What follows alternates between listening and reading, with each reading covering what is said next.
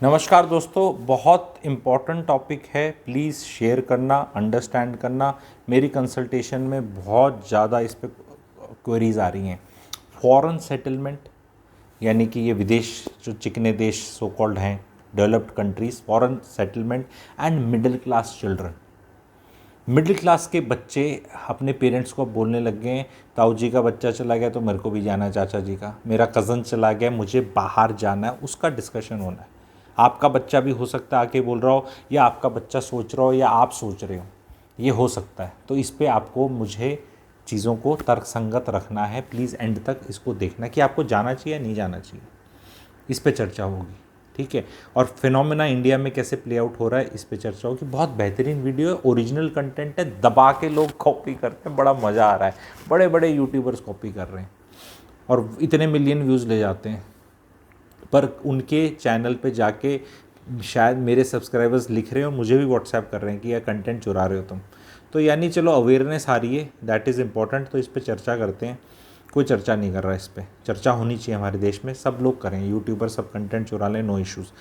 चर्चा ये है कि भाई आपका बच्चा जब आपको आके बोले कि मैं मेरे को विदेश आना है सडनली क्योंकि वहाँ चला गया, तो आप क्या बोलें? हाँ बेटा चला जा, कितने पैसे चाहिए, कहाँ जाना है, क्या करना है। एज ए पेरेंट क्या करना है, एज ए चाइल्ड जो सुन रहा है मुझसे ध्यान से सुनो। Mostly what is now happening is lower class of India is coming to big towns and replacing the erstwhile middle class का jobs, and the middle class का children are not knowing what is to be done and they are wanting to escape outside now. बाहर जाकर they want to become the lower class of that country, and becoming lower class of that country मे actually B better than becoming middle class of a developing country, money wise and the facility wise। हालांकि झाड़ू पोछा बर्तन करना पड़ेगा वहाँ जाके, लेकिन उसमें प्रॉब्लम क्या है, सबसे बड़ी प्रॉब्लम क्या है जो केटर नहीं की गई है, जो मैं बताने वाला हूँ। एक ही पॉइंट है, बाकी तो 50,000 चर्चा कर दो। इंडिया में करप्शन है, इंडिया में पॉल्यूशन है, बाहर नहीं है, ये दैट इज़ जुवेनाइल 10th 12वीं लेवल की आर्गूमेंट्स मैं नहीं करूँगा। वो मैं पहले भी बता चुका हूँ, मैं उससे आगे बताऊँगा। मेरा एम वो चीज़ बताना है जो अभी तक डिस्कस नहीं हुई है। वो चीज़ क्या है, ध्यान से सुने। आप अगर फॉरेन कंट्री जा रहे हैं, आपने कोई बहुत यहाँ पर आईआईटी, बहुत तगड़ी कोडिंग, बहुत तगड़ा सॉफ्टवेयर, बहुत तगड़े लेवल ऑफ रिसर्च वो लेवल नहीं करा है, तो बाहर जाकर आप कुछ नीचे वाला ही काम करोगे। ये आपको क्लियर होना चाहिए। ऐसा नहीं कि वहाँ जाके आपकी $500,000 लग गई और $4,000 साल के कमा रहे हो कुछ करके, आप ऐसे ही $50,000 टाइप में अटके रहोगे कहीं पे, उससे कम पे इनफैक्ट, ठीक है। अब वो कहते हैं कि वहाँ टैक्सी वाला भी कमा लेता है, इतने कमा लेता, तो इतने ही कमा पाता है, इतने ही लेवल पे आप रहोगे। तो अगर इस लेवल पे जा रहे हो तो आप ना जाएं। क्यों ना जाएं बता रहा हूँ। वहाँ कह रहे हैं नहीं ताऊ जी का गया हुआ, वहाँ गया, वो गया, वो पैसे बचा रहा है, कमा रहा है, दे रहा है। लेकिन भाई वहाँ पर जब आप एज ए बैचलर रहते हो फॉरेन कंट्री में, इस चीज़ को ध्यान से सुनना है सारे बच्चों को, सारे पेरेंट्स ने। When your child goes and he does something there and works and earns money, till the time he is not married, it is quite okay. खाना पीना, घूमना, मेमे शेमे, ऐसे टाइम पास, फोन वोन एंड छिछोरापन, वो सब सही लगता है। पर what happens if you want to get married and settle and have kids?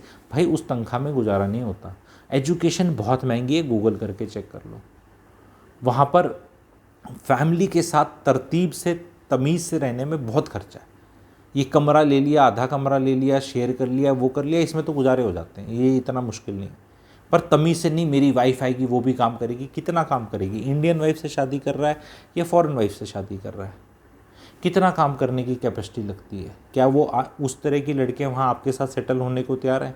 जब वो आपसे पूछे कि आपने पहले देखा होगा 1980s 90s and early 2000s में पंजाब में काफ़ी थोड़ा सा अवेयरनेस फैल गई है तो कम है, काफ़ी धोखे होते थे। एनआरआई मुंडा मुंडा एनआरआई है क्या, मुंडा एनआरआई, वो वहाँ जाके काम यही करता था। दबा के दहेज प्रथा, दबा के उत्पीड़न, लड़की को कैद कर लिया, मेड की तरह यूज़ किया, अब्यूज़ किया, मिसयूज़ किया। आपने स्टोरियाँ बहुत सुनी होंगी। तो वो आज के दिन लड़की वाले बहुत केयरफुल हैं, ऐसी मुंह उठा के नहीं बांध देते, कर देते कि ले जा कुछ भी कर रहा होगा। बिल्कुल कोई भैया तुम्हारी इन्फोसिस टीसीएस टाइप नौकरी है, तुम्हारी इस तरह की प्रोफाइल है, तुम बढ़िया वो हो, लिंक्डइन विंक्डइन तुम्हारा सब पीछे का बैकग्राउंड चेक, ये सब ठीक है, उस लेवल वालों की बात नहीं हो रही। उनको पूछने की तो ज़रूरत ही नहीं है। आपके लिए कंपनी खड़ी है, हार लेके, अपार्टमेंट है, आपका सारा सिस्टम है, तनख्वाह है, इंडिया से सपोर्ट है, बाहर से सपोर्ट है, वो थोड़ा पूछ रहा है, उसके लिए थोड़ा वीडियो है ये कि तुम्हें जाना चाहिए नहीं। ये वीडियो तो उसके लिए है जो इंडिया में कुछ नहीं कर पाया। अगर आप इंडिया में कुछ नहीं कर पाए तो आप एक्चुअल में इतने काबिल आदमी नहीं हो, ये समझ लो।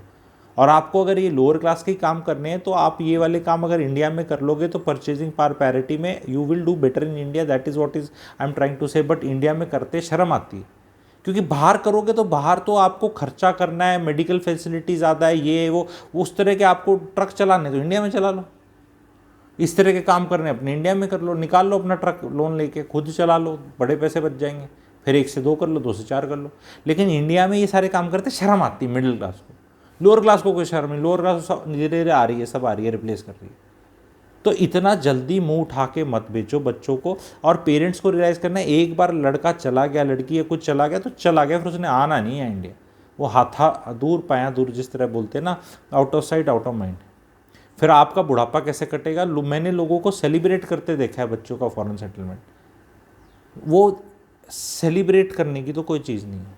ज्योतिष में मैं तो बताता हूँ इसको श्रापित योग है, भगवान करे, मैं तो कह रहा हूँ किसी का ना जाए नहीं, पर अब यहाँ कुछ है ही नहीं तो यार यहाँ सब कुछ है। इस देश में भी अगर आप जो मौसम है हमारा, 4 5 6 तरह के मौसम है हमारे, 4 तरह के तो अंग्रेज़ों के हैं, हमारे तो 6 तरह के मौसम है। अगर आप चेक करो तो सब कुछ है यहाँ करने का। लेकिन ये है कि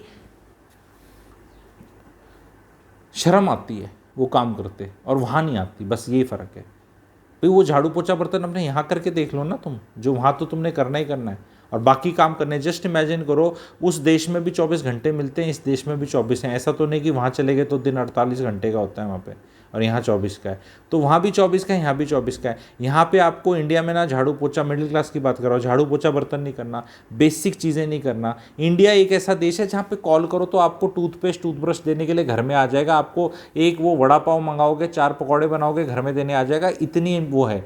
इंग्लैंड में नहीं है, कॉस्ट ऑफ लेबर इतनी बड़ी है, वहाँ नहीं स्विगी जोमेटो चलेगा कि घर में डिलीवरी करने आ रहा है। इतने लाट साहब कोई नहीं है, वहाँ सब जाके अपनी शॉपिंग करते हैं। इंडिया में तो इतना टाइम बच सकता है क्योंकि लेबर है, वहाँ तो सारे काम खुद करने हैं, A to Z सारे काम खुद करने हैं। उसके बाद भी आपको फिर काम करके पैसे भी कमाने हैं। वहाँ तो टाइम ही नहीं है, वहाँ कहाँ से सुख हो सकता है? खुद कैलकुलेशन करके आप सोचो, 24 घंटे के अंदर कितने घंटे सोओगे, कितने घंटे यहाँ सोते हो, वहाँ भी कितने घंटे सोओगे। वहाँ आपको सारे काम करने पड़ेंगे, यहाँ आपको नहीं करने पड़ते। तो उसके बाद टाइम कितना बचेगा? और परचेजिंग पावर पैरिटी, इंडिया का 100 रुपये कमाया, उनके 250 रुपये के, मतलब इंडिया का 250 और इंडिया का 100, उनका 250 बराबर है। तो अगर वहाँ 250 रुपये इक्विवेलेंट ऑफ इंडिया कमाते हो तो उसमें जो गुजारा होगा वो इंडिया के 100 रुपये में हो जाएगा। मोटा अंदाजा, मोटा गणित, ठीक है। और कई चीज़ों में तो वहाँ ज़्यादा खर्चा है, जैसे कि ये बच्चों की एजुकेशन, एंड कोई इंडिया में बहुत सस्ती नहीं है पर वहाँ बहुत महंगी है, एंड हेल्थ केयर। तो वो आपका 25, 27, 28, 30 साल तक तो उम्र कट जाती है वहाँ पे, 4, 5, 6 साल। उसके बाद आप ना यहाँ के रहते ना वहाँ के रहते। फिर वो लड़की जो आएगी वो शादी किससे करे? NRI return, working in India is what, और वहाँ के एक्सपीरियंस किया, वहाँ पे काम आपने ऐसे करें घंटे के हिसाब से, यहाँ डॉलर मिल गया, वहाँ डॉलर मिल गया, वो मिल गया, मिल गया। कोई प्रोफाइलिंग आपकी सेट है नहीं। तो टेक ए दिस थिंग, ऐसे मुंह उठा के मत जाओ, इज़ द मैसेज। अगर आप इंडिया को एस्केप करके जा रहे हो तो ढूंढ को, आप काबिल इंसान हैं, बहुत नॉलेज है और इंडिया में भी बहुत अच्छा कर रहे हो, तो तब जाओ। पर ऐसा है नहीं, लोग इंडिया में कुछ कर नहीं पा रहे या समझ नहीं आ पा रहा तो एज एन एस्केप भाग रहे हो, एज एन एस्केप भाग रहे हो, तो वहाँ भी एस्केप है नहीं, is the message.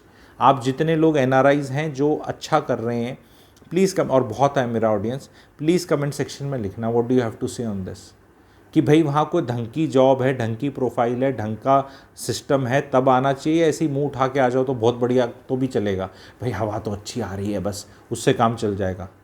Please comment, जो एटलीस्ट जो NRIs हैं वो एक नीचे अपना क्राउड सोर्सिंग और इन्फॉर्मेशन हम कर सकते हैं, ताकि बाकी जो मेरे सब्सक्राइबर्स हैं या बाद में भी जाके, शुरू में वीडियो डलेगा, बाद में कमेंट्स धीरे धीरे आएंगे, तो कमेंट्स को जाके पढ़ सकें हो कि हाँ भी यार ये वाली बात तो लग रहा है ठीक करी जा रही है, ठीक है। क्योंकि मेरी कंसल्टेशन बाहर वालों से भी हो रही है, ऐसे वालों से भी हो रही है जो ऐसा करके बाहर गए थे और अब खुश नहीं है, ना यहाँ आ सकते ना वहाँ रह सकते, और कोई स्वाद नहीं और लाइफ आगे बढ़ नहीं रही।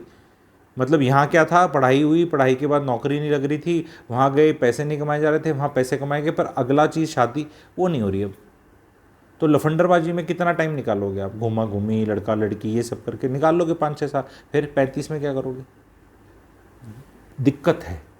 डिस्कस करो एज समाज। Thank you very much.